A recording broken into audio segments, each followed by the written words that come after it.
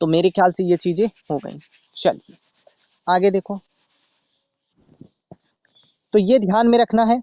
अब चलते हैं आर्टिकल 14 में। देखो फंडामेंटल राइट्स में बेसिकली होते हैं, 6 होते हैं। तो पहला जो भाग होता है वो होता है समता का अधिकार। किसका अधिकार? समता का अधिकार। ये चीजें आपको ध्यान में रखनी है सब लोगों को। समता का अधिकार क्या होता है? तो ये चीजें देखो, समता का अधिकार का मतलब आर्टिकल 14 से लेके आर्टिकल 18 तक के इसमें सारे पॉइंट्स आ जाते हैं। आर्टिकल 14 से लेके आर्टिकल 18 तक के सारे पॉइंट्स आ जाते हैं। तो जैसे आर्टिकल 14 में क्या आ जाता है, तो विधि के समक्ष समता, ध्यान में रखना, बस सुन लेना, विधि के समक्ष समता एवं विधियों का समान संरक्षण।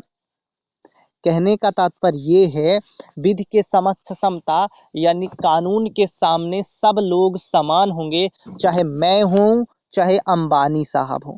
ये कहा गया आर्टिकल 14 में। इसके अलावा ये भी कहा गया कि विधियों का समान संरक्षण, इसका मतलब ये भी होता है कि जैसे मैं मान लो कोई जनरल कैटेगरी का है, कोई एससी का, कोई एसटी का, कोई ओबीसी का, तो क्या होता है कि ऐसे लोग जो पीछे सालों में, मतलब पीछे कई सालों में बैकवर्ड रह गए हैं, पिछड़ गए हैं, उनको बराबर की स्थिति में लाने के लिए कुछ कानून लाए जा सकते हैं, मतलब रिजर्वेशन जैसे वगैरह सारे पॉइंट्स इसमें आ जाते हैं।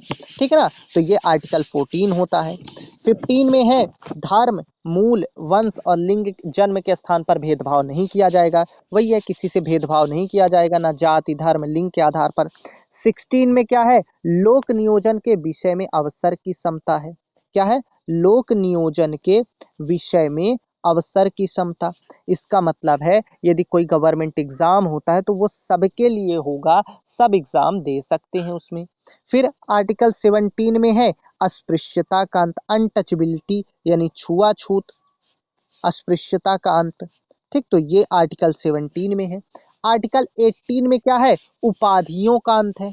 क्या है आर्टिकल 18 में? उपाधियों का अंत। जो पहले मतलब उपाधि दी जाती थी वो हो जाती है। ठीक, तो ये सारे किसमें है? समता के अधिकार में आते हैं, समानता में। दूसरा जो अधिकार है अपना, स्वतंत्रता का अधिकार। कौन सा है दूसरा? स्वतंत्रता का अधिकार। और ये अधिकार क्या है सर? तो देखो, ये अधिकार, स्वतंत्रता का अधिकार यानी फ्रीडम देता है, राइट टू फ्रीडम है एक प्रकार से। इसमें आर्टिकल 19 आ जाता है, आर्टिकल 20 आ जाता है, आर्टिकल 21 आ जाता है और आर्टिकल 22 आ जाता है। आर्टिकल 19 के तहत 6 प्रकार के अधिकार आ जाते हैं, मतलब वाक एवं अभिव्यक्ति की स्वतंत्रता इसमें आ जाती है, इसमें सम्मेलन करने की स्वतंत्रता आ जाती है, इसमें संघ बनाने की, इसमें संचरण करने की, इसमें कहीं पर भी निवास यानी घर बना के रुकने की, वृत्ति करने की। तो ये सारी जो आर्टिकल 19 के तहत जो 6 अधिकार हैं वो आ जाते हैं। आर्टिकल 20 क्या है? देखो, आर्टिकल 20 और 21 का कभी भी निलंबन नहीं होता, कितना भी बड़ा आपातकाल हो। 20 मैंने पहले भी बताया है कि यदि भाई दोषी नहीं हो तो पहले दोषी, बिना दोष के तुम्हें कोई पकड़ के जेल में नहीं डालेगा, दोष सिद्ध के संबंध में संरक्षण होगा। दूसरा है प्राण। 21 में है प्राण एवं दैहिक स्वतंत्रता। इसका मतलब सिंपल सा है कि भाई तुम्हारे प्राण यदि किसी को लेने हैं, मतलब सरकार, मतलब यदि कोई, मतलब तुमने अपराध किया है तो उसके लिए पूरी प्रक्रिया होगी, चाहे जितना बड़ा आपातकाल हो, उसी तरह सुप्रीम कोर्ट बैठेगा, उसी तरह सब सुनवाई होगी, फिर ही तुम्हें दोषी देने के बाद कुछ भी किया जाएगा। तो ये कभी भी निलंबन नहीं होता। तो आर्टिकल 20 और 21 इनको ध्यान में रखना। 22 क्या है?